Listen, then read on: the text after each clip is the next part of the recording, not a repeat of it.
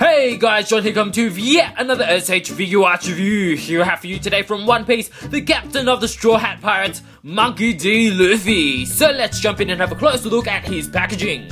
Packaging wise, Luffy comes in your typical s.h.figuarts windowed style box here, of course, with his name going down the side. We also have the s.h.figuarts logo at the top corner. We have the One Piece logo at the bottom, and nicely included as well is the Straw Hat Pirates symbol in the corner of the window itself. At the top is also included a top view window, which I quite like. You get to see an upper view of the figure itself. At the side, we just have his name again. On this side, we just have an image of the figure himself in all his glory. At the bottom, just warnings and credits, and that continues on to the bottom of the back as well. And at the back, we also get other stances and his accessories and a description of him, which is nicely done.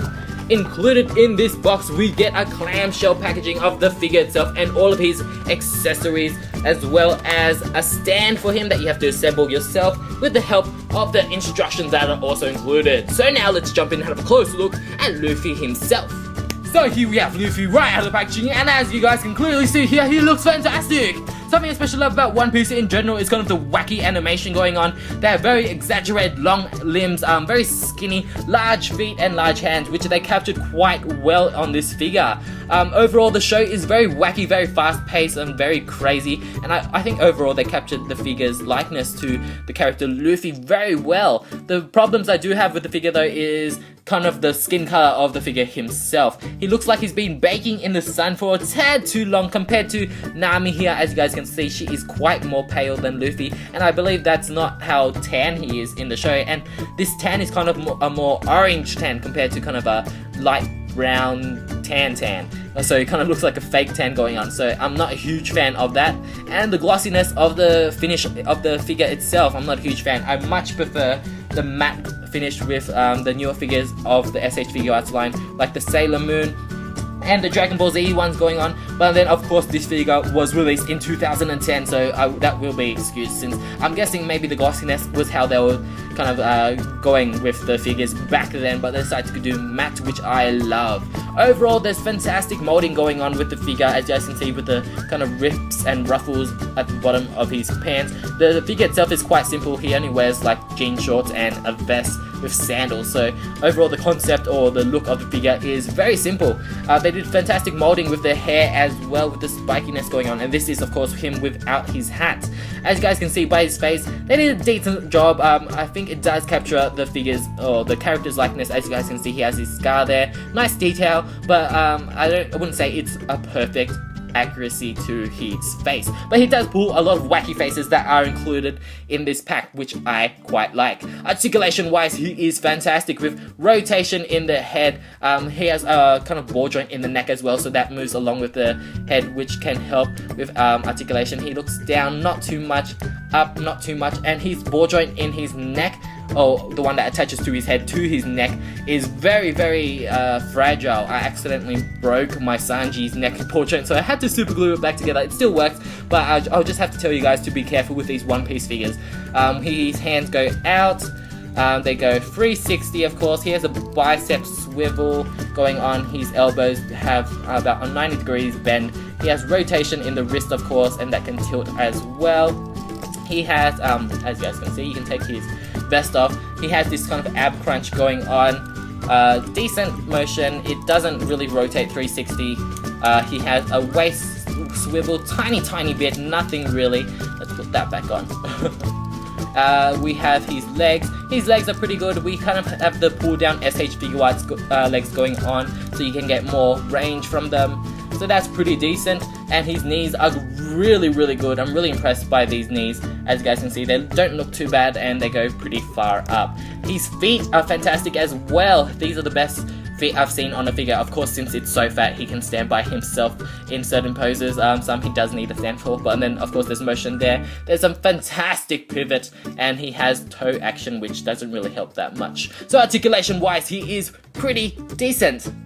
Height comparison next to some of his Straw Hat crew members and other iconic anime characters. Luffy stands tall at 5.5 inches minus his straw hat. With his straw hat on, he stands about 5.7 next to Nami here, who stands 5.4, and Sanji, who stands 5.7. In my opinion, I think there could have been a tad more difference between height. I think Sanji could have been a tad more taller and Nami a tad more shorter, just to have a variety between heights between these three. Next to Sailor Moon, he stands the same height at 5.4 5, and next to Goku here, he stands way shorter because Goku, to the top of his hair, stands 6 inches. Overall, in scale with these newer figures like the Sailor Moon line and the Dragon Ball Z line, I think the One Piece line is a tad under scale. They're a bit short for their characters. I think they all could have been risen a little bit more compared. As you guys can see, Nami's face compared to Sailor Moon's face is quite smaller. The overall body is a tad smaller. I think overall, since the show has very elongated characters, I think they could have captured that a little bit more better scale-wise. So now let's jump in and have a look at Luffy's accessories. Accessories wise, Luffy comes with a nice variety of things, as you guys can clearly see here, from different faces, hands, special effects parts to even different fashion choices.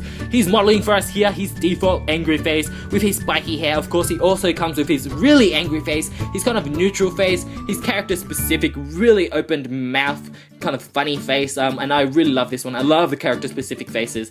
And of course we get this grinning face that goes along with this kind of flattened hat hair that obviously is for his straw hat, which is kind of a signature for Luffy, of course, given to him by his brother. It's nicely detailed with the shading, with the kind of brown detailing going on with the sandy yellow, and that pops on his head quite nicely since this is flattened hair.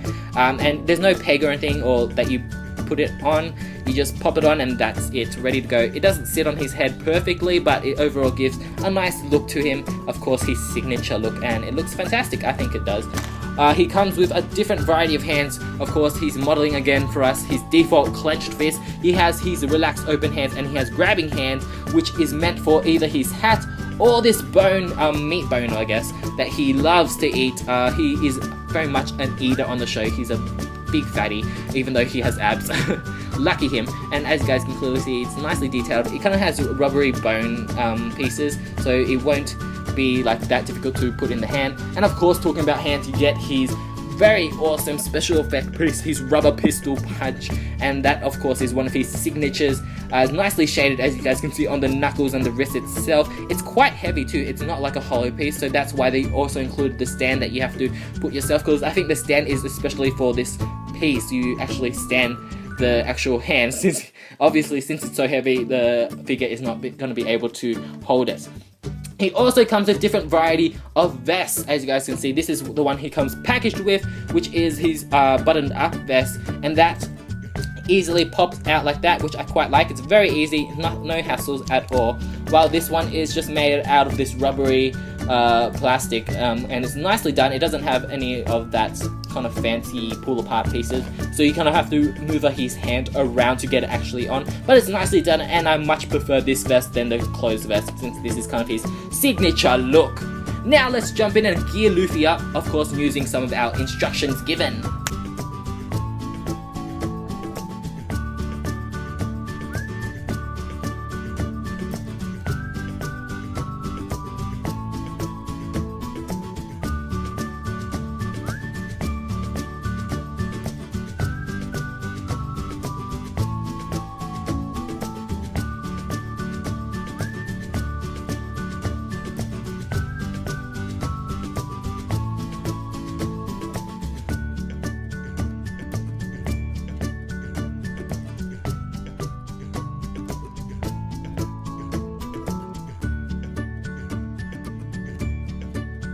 So here we have Luffy's first look with some meat in his hand and his hat in the other. I love posing him in this kind of pose. I think it very much captures his characteristics very well. Overall, the look is pretty easy to do. The vest took a little bit of time. It's kind of just like how you put a normal vest on.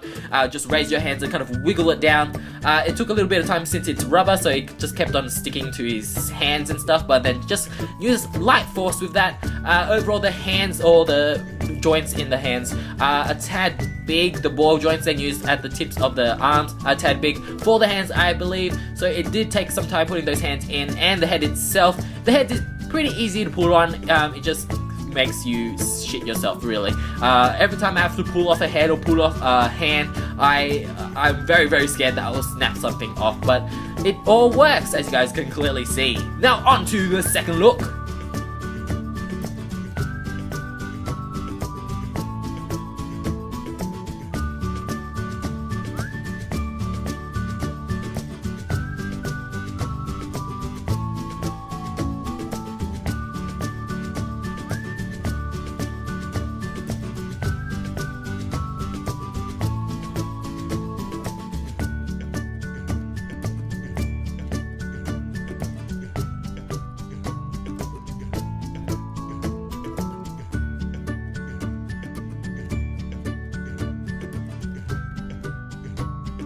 So here we have Luffy's second look, which is of course his attack using his rubber pistol punch and of course his angry face. It is an overall fantastic combination. As you guys may have saw during that really fast video, I bumped the camera because when pulling off his arm, I almost crapped my pants because I thought I broke this actual thing off. But it just takes a really big yank to actually get this thing out, which is really scary. I'm always scared of doing those kind of things, but the overall effect is fantastic and is very much worth the effort and the scare of ripping out his arm. It looks fantastic, it's very character specific, and it is awesome. I didn't think it would be this awesome, and the actual hand itself is incredibly heavy, which is of course why you get included with a stand. I'm holding Luffy up with a Sailor Moon stand, which is pretty much the same thing as this One Piece stand, of course with a different base. But as you guys can tell, if I remove this stand, it all comes crashing down.